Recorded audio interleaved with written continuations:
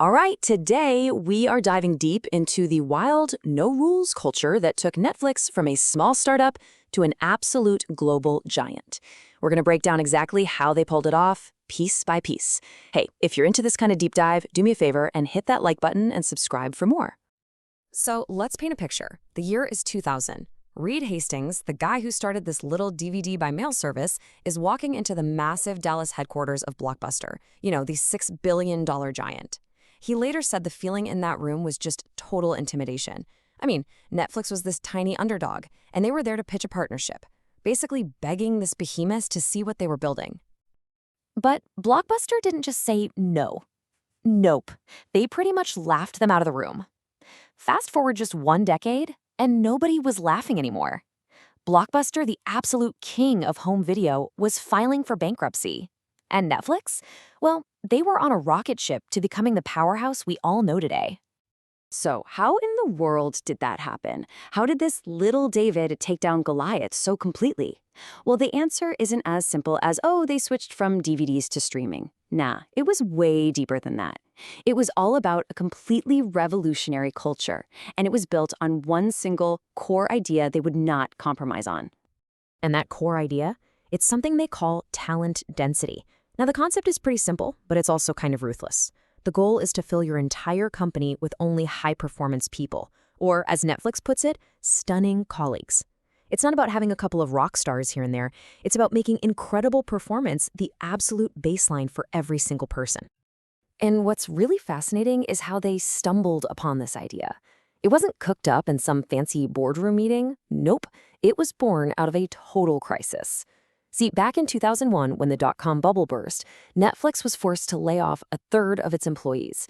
They could only afford to keep the absolute best of the best. And everyone thought, well, morale is going to hit rock bottom. But the exact opposite happened. Suddenly, with only the most talented and passionate people remaining, the whole office just came alive. The energy was electric. People were more creative, they were more engaged, they were actually happier. And this was the big aha moment for them. A smaller team of absolute A players will run circles around a much bigger team that's bogged down with just okay performers. Okay, so you've got your dream team of stunning colleagues. Now what? How do you actually get the best work out of them?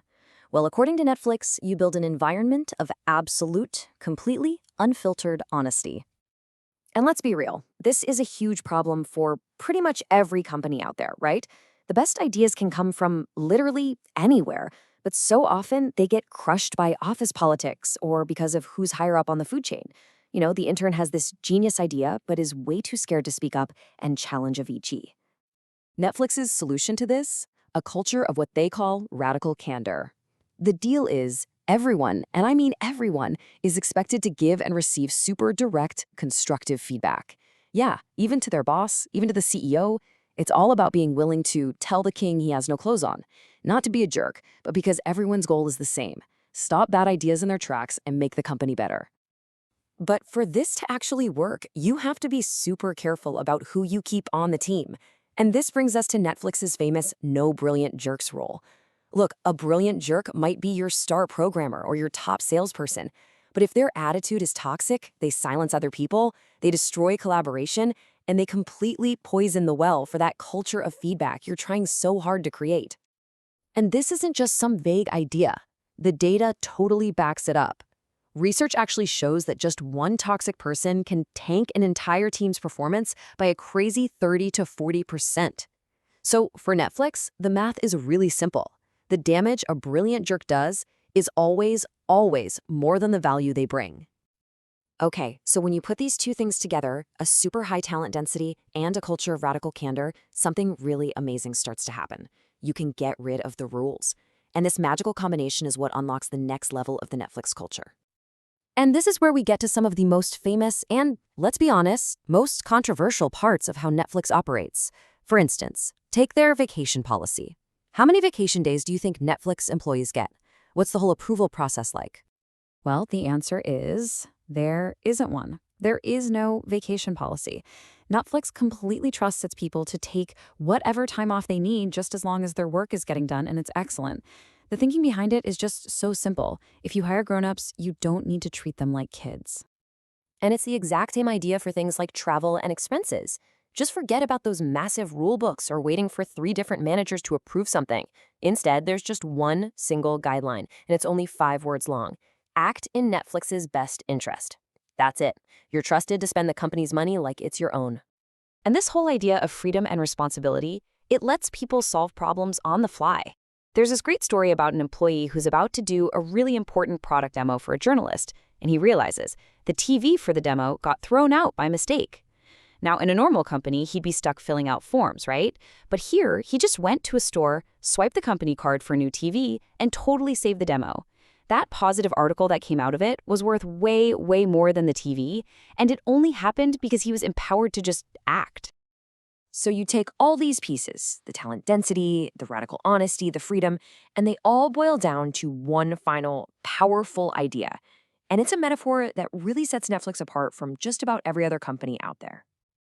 You've heard it a million times, right? Companies saying, we're all a big family here. Well, Netflix flat out rejects that idea. Think about it. A family is about unconditional love and belonging, no matter what. But a professional sports team, that's all about performance. On a championship team, you're expected to be the best in your position every single day and to make everyone around you better. And that's the goal, to build a team of superstars who are all pushing each other to be even greater. So what happens if your performance is just, adequate?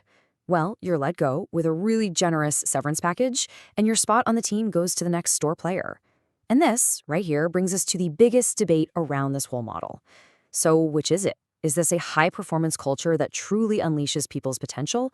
Or is it just a brutal culture of fear, where everyone is constantly looking over their shoulder, worried they're about to be cut?